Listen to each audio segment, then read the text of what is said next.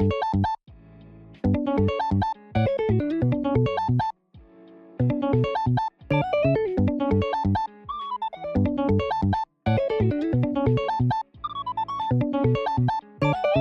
what's up, ladies and gentlemen? Good to see you again. And if you were in last night's stream, I hope that you enjoyed it and I hope you had a great time. We had 64 players competing with Banlist active and OP10 legal. It was an incredible event, and massive shout out to the sponsor that made it happen, GuildHall Anime Game Lounge. They were kind enough to be able to provide some of the prizes for the players in this event and really just made the whole thing happen.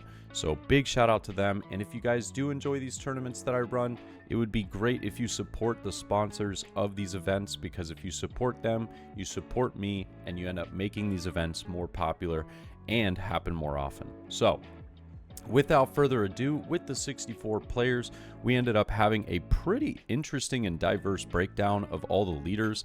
Obviously, 2 leaders taking up a very good chunk, about 30%, if not 40% of the playing field, but 20 leaders in total, 20 different leaders, was pretty interesting. We ended up having 11 Shanks, 10 Teach, 6 Usopp, 5 of both Bonney as well as Luffy.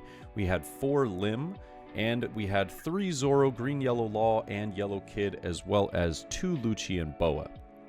We had 10 leaders that were specifically just one-ofs in the event, so there was only one of certain leaders that I really thought we would see more of. I definitely thought we were going to see more of Red Green Smoker. Only one of in the event, which was very surprising to me.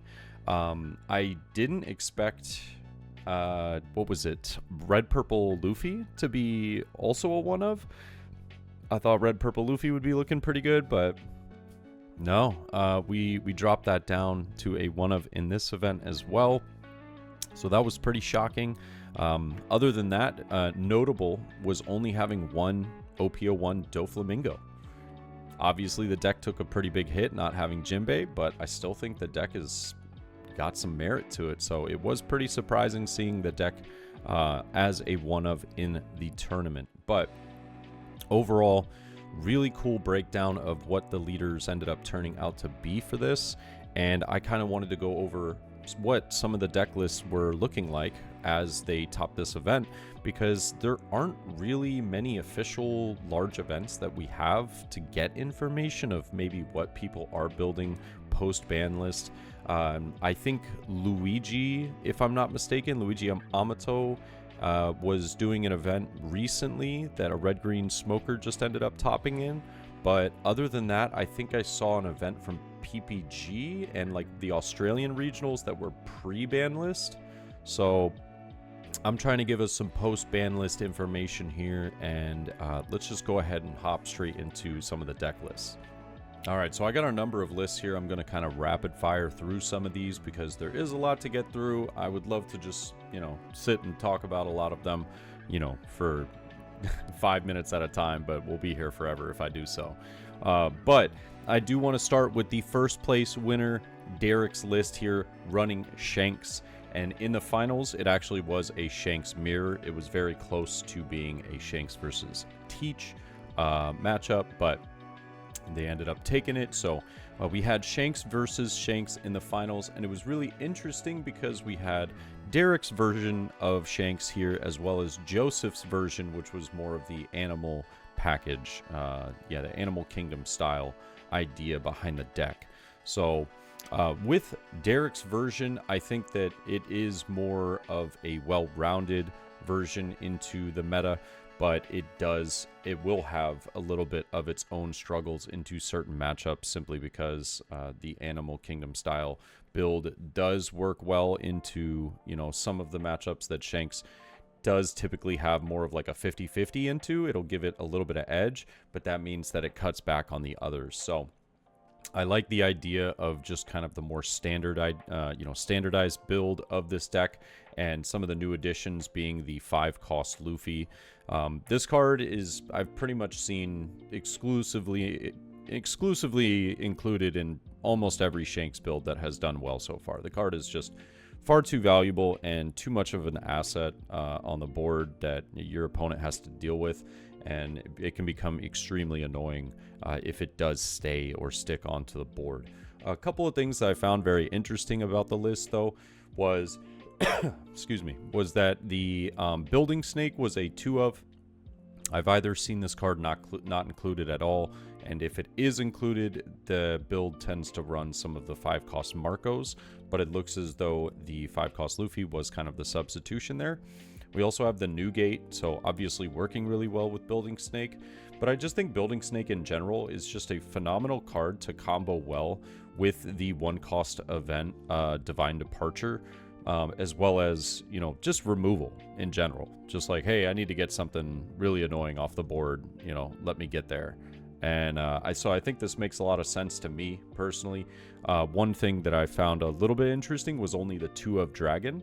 I think that was something he talked about in his post-match interview at the very end of the tournament, was that Dragon was something he wanted to kind of up to 3, but just trying to find the room or the space is kind of the hard part. So understandably so, but congratulations to Derek on taking home the dub. And then, excuse me, Joseph, coming in 3rd place with the Animal Kingdom Shanks build. Also made a very similar note of running 2 Dragon at the moment, but does believe that the chopper blocker wasn't as useful as he wanted it to be. He was just running a 1 of, but he said that he was considering just substituting this out for the Dragon instead. So does make sense, but you can obviously see running the 5-cost Luffy as well.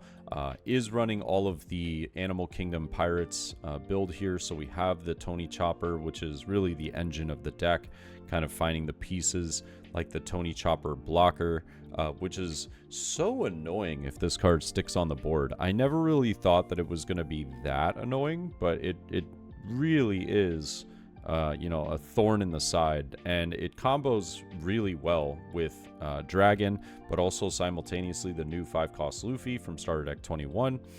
The Hiking Bear is a threat of its own, just being able to attach the Dawn from the new Starter Deck Luffy, and then being able to give a plus 1,000 to either your blocker chopper or your searcher chopper. I mean, there's many ways that this deck can find, you know, unique combos and unique pieces. I will say though that the 2 of Gold Roger is something I don't typically see. I typically just see 1 of this in the deck, but understandably so, he did really well with having 2. Yeah, I mean, honestly, congrats to Joseph as well. I mean, very interesting to see different builds of Shanks playing very well throughout the event, both going 5-0 and then meeting in the finals. We also had our highest playing Teach getting 2nd place, and there were, like I said, there were 10 Teaches in the event, but I believe only 2 were able to make top 8. Both builds were essentially the exact same, minus like 2. It was like a 4 card difference, but it was essentially 1 card difference, because Ethan here in 2nd place was running a very interesting card. I bid 500 million. So this is that Celestial Dragon card from OP10 that I don't believe he would be using the main effect like ever, but it's just a card that can freely be trashed using, you know, leader effect. And then the KO for the trigger is absurd. KO a 6-cost or lower character or return it to its owner's hand. That's solid. We ended up seeing it getting triggered during one of the matches we were watching, and we were both like, I don't even know what that trigger does. Like, we know that the card was from OP10, but it was a really bizarre card that I had to look up in the in the moment just to double check what its trigger was. But yeah, super cool tech here. 4 of in the deck right now. Obviously still running the 4 of Finger Pistol. I think the removal of this deck is just too important not to run. And then also having the 3 of Black Hole, just because 1, it can be really solid for the removal, but also just negating the effect of a character can completely put you in a winning spot, like getting rid of a blocker, negating the effect of 8-cost Kid, all kinds of things where that card really, comes into shine. And we also had a really interesting addition, in my opinion, was the Katarina Devon. So this was a 5-cost 6K that allows you to make the character whatever you need in the moment. So giving it double attack, banish, or blocker. Pretty solid. Really solid, honestly. And I saw it be used in combination with Kuzan quite often. So Kuzan would come to the board, or Katarina would be trashed using leader effect, and then Kuzan would come to the board. We would then trash Kuzan, bringing out Katarina, also drawing a card, and simultaneously giving ourselves a blocker for the turn, which was really huge. And then the following turn, if it stayed on the board, it could be a potential double attack or banish. So really interesting tech here. I actually really loved the idea after I was watching some of the games. It made sense as to why the card was being played. So I thought it was really cool. It had really good synergy with Kuzan as well. Obviously very searchable through the stage, as well as This Is My Era. So I think Ethan was onto something here. It was very, very cool to see this. Teach taking second place. Congratulations again. And then going into fourth place, we had Andres, and he took fourth with the GOAT, Purple Luffy. You know me, I'm not biased or anything. But I love me some Purple Luffy, and his list was very interesting because I personally dropped some of these cards just because I didn't think that they were going to be all that useful. And instead, he actually ended up bringing up some of the cards that I didn't think were going to be all that great, and then subtracting from some that I think were really important. So this was really interesting to see, in my opinion. We had the 2-cost Nico Robin, which understandably is really solid into a lot of matchups, that might not have that early removal. Or excuse me, just like low cost removal or anything like that, or they have to spend a lot in order to remove it, which is, pretty good for a 2-cost. So running the Nico Robin in the deck, as well as bringing the Sanji down to 2, I thought was very interesting. Going 5-1 with this deck, though, only losing to the Animal Kingdom Shanks in the semifinals. I think that Sanji not being at 3, unfortunately, did hurt Andres in that match. But at the same time, I do think that the Chopper was just able to find every piece that Shanks needed that game. So I don't think it really would have mattered too much. But still running the Bon Clay, which I think is super fair in a meta where your opponents are going extremely tall. I personally have opted not to use this card, but that's just because I like the other cards that I use in my own testing. So I think that this card is absolutely amazing, and it does work extremely well into a lot of the matchups, but I just personally have tried it without. Running the 3 Franosuke, so I believe this was like 14 2Ks in this deck. Oh, actually, no, only 3 Sanji. Ooh, okay, so he had 9, 13 2Ks. Okay, interesting. All right, a little bit interesting on the ratios. But 3 Franosuke, because this card is really good into the Teach matchup, I think is super understandable. The Sanji isn't going to be like as amazing into some of the matchups where, it typically just is more often than not just a 2K counter. But there are these moments where you could play it off of Luffy Taro, or you can use Sanji, do a Dom -2, play out the other Sanji. So there are situations where I see the card, being played, but I can understand why he dropped it to 3 just to make some space for some extra Franosuke's, which are just incredible into that Teach matchup to end the game later on. But big congratulations to Andres for taking 4th place here. And then we had Cole taking 6th with Bonney. Really solid. And Cole had a couple of interesting choices that I hadn't been seeing in some lists, and then he also just had some interesting ratios that I thought were pretty neat. So the one of Raizo in the deck I thought was really cool. I love this card. I think it's a card that has kind of gotten forgotten over the growth of green, or should I say lack thereof, unfortunately. Raizo's just a card that really gives green one thing that it lacks big time, which is card draw. And I do think that eventually when green does start to see like some consistent card draw, I do think it will be an extremely formidable color. But this card alone is really an interesting choice in my opinion. I just think it's got many worlds where just going first and playing this card down into matchups that can't easily remove it or deal with it immediately does just net you a little bit of, you know, positive hand size, which is never a bad thing. We also have the Bartolomeos, which are now kind of making a comeback, you know, being able to cycle out some of the dead cards, and also just being a supernova searchable through Bonney, playable off of Kid. And then, you know, now that you have arrested, or if you rest this character, then you can easily do the draw one trash one, which is really nice. The effect works extremely well with that in tandem. We also have the Rouge, which is not a card that we saw very much in OP10. It just seems like it kind of got dropped, as well as a lot of the 6-cost Basil Hawkins. But I have seen a little bit of a resurgency of a Rouge coming to a 1 or 2 of in the deck. I like it. Obviously, just being able to end of turn set the Dawn as active is wonderful, but clearly with some of the new additions, you have cards that kind of already typically do that. And Smoker is just fantastic for that. This is kind of makes up a lot of space in the deck for the clunkiness of not having really powerful 5 costs. You know, if you just miss them, because that's the biggest problem with this deck is the inconsistency.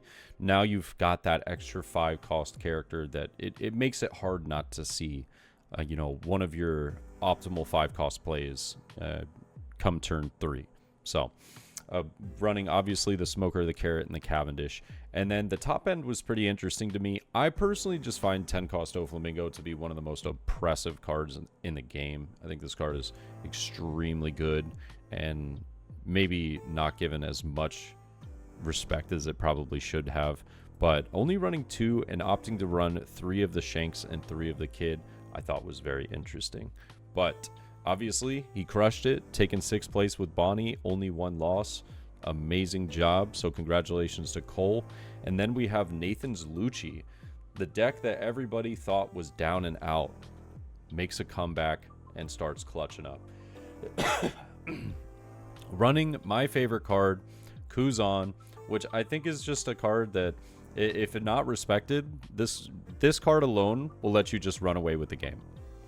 And if you don't have removal for it, which just there are some decks that have 0 way to remove this card, you are in such a good spot. It is so difficult to deal with when this card is just constantly reducing your board and you're having your removal based characters pop them over and over, such as Kaku, such as Lucci, Brook, and then he's got some of the top end as well, which I thought was really interesting, running 3 of the Stussy. So the Stussy being able to pop some of your lower cost characters like your Surus, like your Spandums, and removing a lot of that stuff on board was awesome. I think 3 of was what surprised me the most, though. I know you really need to deal with like the 10 cost Shanks. You really want to try and deal with Kid, but this card, in my opinion, doesn't really do well with dealing with Kid. I think that it's more of just a you know, like if you try and KO it, it's going to stay on the board because of either Tashigi or Rosinante. So, but I think that the answer could potentially be Kaido, where Kaido is going to be able to trash those 7 or less. And obviously Tashigi would protect it, but if they just have the Rosinante in the moment, then I don't believe Rosinante protects from trash effects. It's only from KO effects. I think Kaido does really well there. It's obviously a great tech into the BlackBeard matchup as well, which is fantastic. So I was kind of shocked to see this at 2 and Stussy at 3. I thought it would actually be swapped personally, but yeah, I mean, obviously crushing it. Nathan taking 7th place, going X and 1 with Lucci. I think only losing the first round, if I'm not mistaken, and then winning out afterwards. So really solid. Obviously bringing the Mancherry back from OP05, which is going to allow you to recur those Rebeccas, but also bring back some of those maybe important pieces that you need to see. And if this card can stick on the board, good lord, you are just doing this repeated cycle of just getting value out of your cards and your trash. It's really incredible. We also had a few X2 decks that I thought were really interesting and I kind of wanted to go over, and these were all top 16 decks right here, so congratulations to each and every single player. We had Lim taking 9th place from Eric, congratulations.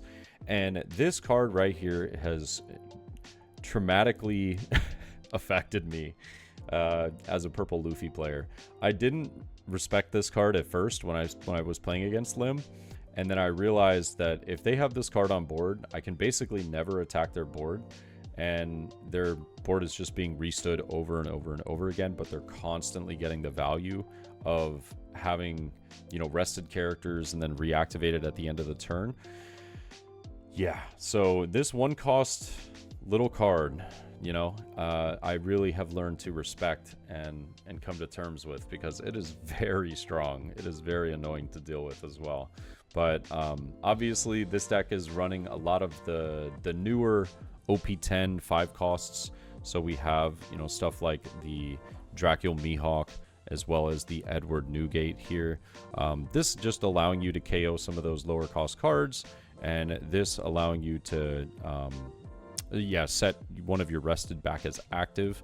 We also have the Enel here, getting some of that card cycle, which is really great. The draw 3 trash 2 is kind of insane, and then Doflamingo being a bit of both offense and defense. So the deck is working extremely well with that. One thing I found pretty interesting was the 4 audio. I thought that audio wasn't being played too much.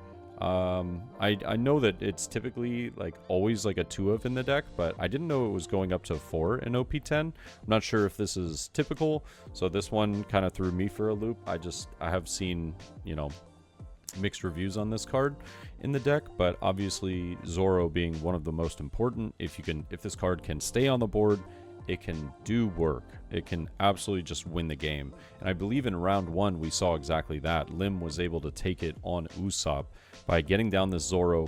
Zoro wasn't able to be removed, and then there was 3 13k swings going into Usopp's life, which was absolutely tragic. Running the Usohachi, of course, this card is played in pretty much every deck that does have purple as a color, just because it's extremely good for its cost, and it's an easy 2k counter to give out of hand. So congratulations again to Eric with the 9th place finish with Lim. And then the one and only Doflamingo that was in the event, taking 10th place from Sage, aka Kek Filet. Congratulations on that. Doing extremely well with Doflamingo, going X2 and playing, I would say, kind of what we would expect of a Doflamingo deck. I think the only thing that kind of threw me, I thought was interesting was just the event ratios at the very bottom. I thought Red Rock would be more of a 2 of, and Gravity Blade maybe as a 2 of or a 1 of, but obviously he's done more testing with the deck than I have. But I just thought maybe removing some of the larger cards was kind of the idea, considering you're going to be playing against a lot of Teach, a lot of Shanks, a lot of Bonney, heck, even purple Luffy. So this was pretty interesting. But to see a Doflamingo being ran and doing very well, making it into the top 16 was pretty cool. No Jinbei, but just having some of the cards, being played out and used was really neat. Had the 4-cost law that was going to be able to kind of mitigate your opponent's hand size. I think is really nice. This was kind of a tech that I started seeing at the end of OP09, so still kind of seeing it into OP10 makes sense here. You don't see the 4-cost, why am I forgetting the name of it? Gecko Moria, that a lot of people thought were going to be the substitution for Jinbei being taken out of the deck. I think that makes sense that he went more of kind of the tall idea of bringing in some of the Mihawks. bumping up some of the events in the deck, running more of, you know, the Raging Tiger Blade, the Red Hawk, or Red Brock, excuse me, and stuff like that. So congratulations to Sage for taking 10th place. And we also had our highest placing green yellow law player, which I thought was really cool. Unfortunately, I didn't get to catch a green yellow law game throughout the event. I think that all of them, because there was only 3 in the event, unfortunately ended up taking a loss either in round 1 or 2, if I'm not mistaken. So it was, I just didn't end up seeing one until, you know, the time had passed and there was no undefeated laws anymore. But I think this deck is really, really cool. I have not personally given it enough play time to fully understand, you know, what it is that you're going to be looking for in like your pieces on different turns, but I have played against it enough to really realize like how much card draw this deck can get, and how much like overall usefulness you know, you get from a lot of your low cost cards in this deck, which I thought was really cool. So just seeing an OP10 leader also just shine pretty well in the event is pretty fun to see. Running the 2 of Kid and 4 of Law and 3 of Hody Jones as the top end, and then of course you've got your basically staple 5-cost package of like Bonney, Law, Cavendish, but choosing to run the 1 of Restand Law, which I thought was really cool. You know, this being able to restand either a Bonney, a Cavendish, a Law to try and swing for game is awesome. I love that idea. The Jewelry Bonney also is you know, a great way to set up leader effect.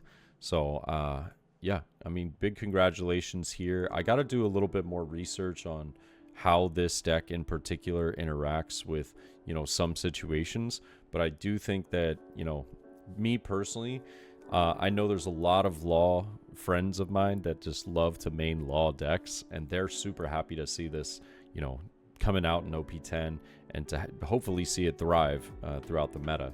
But going into our top placing Usopp list, we did have 6 Usopp, I believe. Unfortunately, really, really bad timing on round 1. I ended up spectating 2 Usopp matches because I wanted to see the deck and how it was going to do in some of the early games.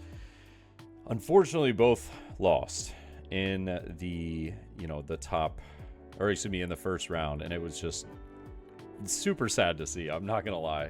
One of them was to Yellow Kid, and Yellow Kid did not seem like a good matchup for this deck whatsoever. It seemed really traumatic, actually. But this was really interesting ratios here that was being ran in this deck. So I kind of want to go over some stuff, and I just thought it was very unique how he built this.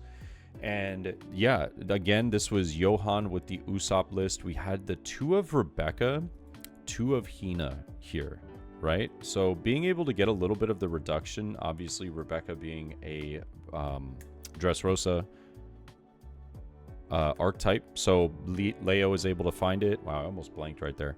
Leo is able to find it. Rebecca can't, obviously, so giving it a couple extra targets does make it a little more interesting. But he chose to like run some pretty interesting like ratios based off of the fact that the deck was kind of having a little bit of different idea to it than maybe like your standard Usopp list.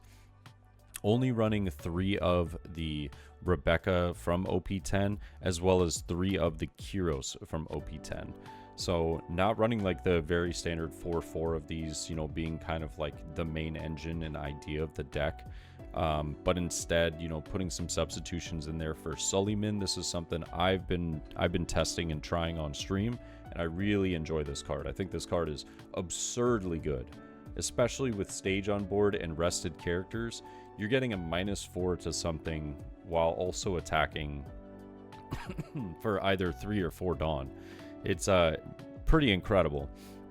The card also works in tandem with Rebecca, which is really nice. Yeah, I mean, there's definitely some ideas here.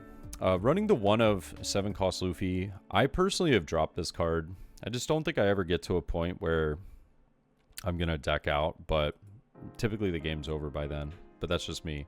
And then I love this, the 4 of Houndblaze. This is a really interesting idea, using a lot of the reduction in the deck through cards like Tempest Kick, Hina, Sullyman, you know, and then with that reduction, being able to bottom deck and give a character plus 3k, chef's kiss. Very good. Very, very good, right? Sorry for the coughs. I'm talking a lot. It's a change of season here. I'm getting a little bit of, you know, that seasonal allergies right now, and my throat is as dry as can be right now after talking so much. But also running the one of Red Rock, I think, is super fair. Kind of allows you some of that top end removal, and, you know, maybe not having to rely too heavily on a lot of the reduction that you need to see in order for your pieces to gain their value. So makes sense. And obviously 4 of the stage at the very bottom. Sorry, don't have to include that because people would think it's crazy if you don't include stage. And last but not least, the final deck list. I thought this was so cool. Taking 14th place, X and 2 with Red Purple Kid was David. Congratulations to David. Thought this was really interesting because it's not a deck that you see very often. And I don't believe that it got like a ton of anything in OP10, but he is running, yeah, I mean, like pretty much standard old cards that I just don't think anybody probably saw coming. Yeah, I mean, realistically looking at it, I don't believe there's any OP10 additions here, unless Wire is OP9. Yeah, this is actually just a really cool list that he was able to cook up and succeed pretty well with. Taking a top 16 placement, we do have Wire. This is actually one of my favorite cards that I used to use in a couple of different decks, just allowing you to get a little bit of that card cycle. And it works really well in purple just because you're constantly returning Dawn to the Dawn deck. And then you can just draw one, discard one, and get some really good cycle.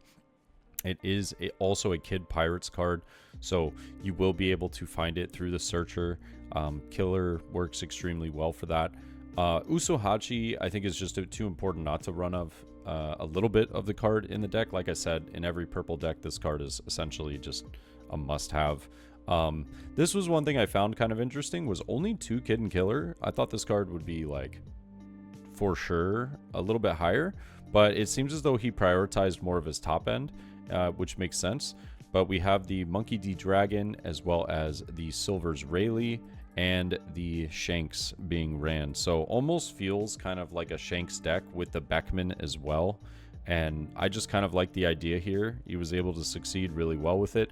The Punk Rotten giving your leader a plus 5k, or character, excuse me. Could be leader or character, but there's sneaky ways to go for lethal here. Like with the 3-cost Kid being able to add a card from the top of your life. And then if your leader has Kid, you can add a Dawn and set it as active. Oh, this is not the Kid I was thinking of. Sorry, there's oh, maybe I'm crazy. Oh, okay, never mind. I thought this was the card that reactivates it. But there are sneaky ways to go for lethal with this deck. Having Kid and Killer, having the Punk Rotten is really nice. Like, this just allows you to ramp.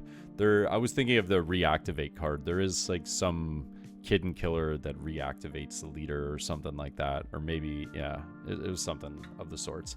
But awesome job. Congratulations to David. I hope this gave everybody a little bit of an idea of, you know, what we'll be seeing in OP10 post ban list. I do think it's going to be a fairly, like, you know, changing meta, but it's also a very short one.